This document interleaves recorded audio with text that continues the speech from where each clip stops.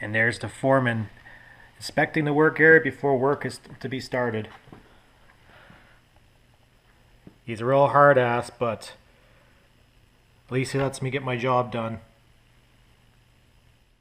Welcome back, YouTubers. Today I'm going to be working on this 2011 Ford F350 Super Duty with a 6.7 liter diesel in it. I'm going to be doing a few modifications to it. Of course, more power. I'm not going to go through all of them what they are, but I'll show you the easiest way to add power to this diesel engine right now. So here we go. The easiest way to add power to this diesel engine.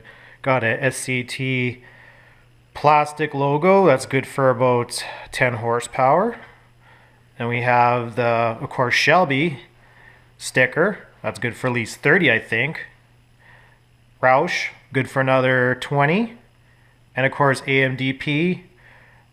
And yeah, it should be about 10 out of that one. So let's go ahead and install these in this truck. There you go, installed. Don't you have to stick them on? Instant performance and horsepower. Okay, no, in all seriousness, I'm going to be installing EGR delete in the truck first, and then followed by a programmer. And the last thing I'm going to do is in this big box right there with some of my tools on it and my jacket. But I'm not going to disclose what it is first. You guys will just have to wait and see. So let's get started on this. Always a good practice I do when I start a job is disconnect the battery posts. In this case there's two.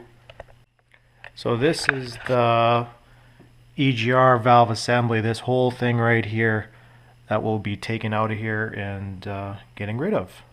So I'm not going to show you guys how to go into detail to do this. I mean, there's good instructions they send usually with these kits, so yeah, let's just get at her. Now as for these instructions, I'm a man's man. I don't need these. Now I know a lot of people think that, you know, why should I follow instructions?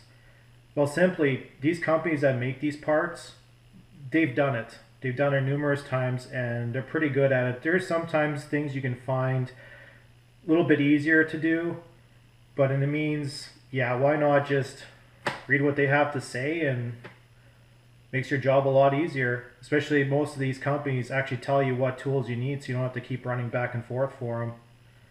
But I'm just gonna go ahead and do this, and you might catch some of it, but pretty much you'll see the aftermath of it. Oh yeah, not to mention, I really like this SMB intake. It comes with a plexiglass cover on it, so you can actually see your filter inside and tell if it's dirty or not. Okay, I got the intake out, and next for the EGR. Okay, I just want to show this to you guys. So there's your valve to drain your coolant out. If you can, hopefully you guys can see that. I have a drip pan on the floor, which kind of does make a mess after a while. So easiest way I found to do this without making any mess really whatsoever was to take an old 4-liter coolant jug that's sitting around like that. Just wedge it up like that and just hold it there. Helpful hint to maybe, you know, takes a little bit extra time, but keep your floor in the shop kind of clean for the time being. Another neat little thing you guys person could do is buy a roll of 5/16 hose. You could just stick it on top on the end of the drain for the rad. Just drain it into a jug if you guys don't want to make a mess. One thing I want to show you guys as well is this is a pretty handy tool here. It's a rad hose pick. You have to watch so you don't damage them inside, but really any stubborn hoses that haven't been off in a while, you just push alongside inside, loosen it up as much as you can around. Some of them you can't obviously go around the whole way. This one is relatively simple, and you should just be able to pop her right off like that. No problem whatsoever. Okay, so just want to show you guys that what happened. Typically when you do jobs like this, you have to expect the worst. So right there. Hopefully you guys can see that I sheared off both bolts on one of the pipes that come off the exhaust to the EGR. So I'm gonna have to try and drill and take them out. Luckily one is kind of sticking out, but the other is flush. And also I want to show the plate by AMDP.